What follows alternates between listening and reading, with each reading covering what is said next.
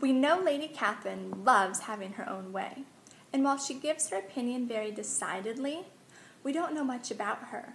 Like many of Austen's secondary characters, we're left with holes. This is where author Karen Aminadra shows readers how ruthless Lady Catherine can be in her debut novel, Charlotte, Pride and Prejudice continues.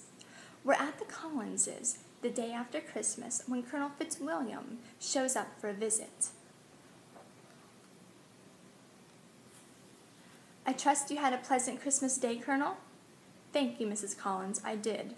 And may I convey my apologies to both you and Mr. Collins for my aunt yesterday?" She looked at him quizzically.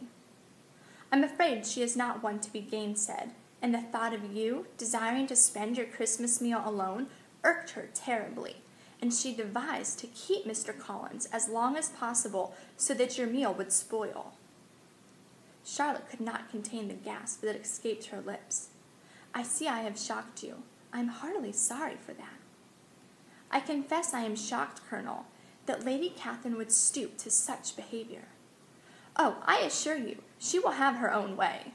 Nevertheless, I am glad Mr. Collins managed to wriggle his way out of Rosine's and back here. Was the meal very spoiled?" She smiled up at him, and her eyes twinkled. "No.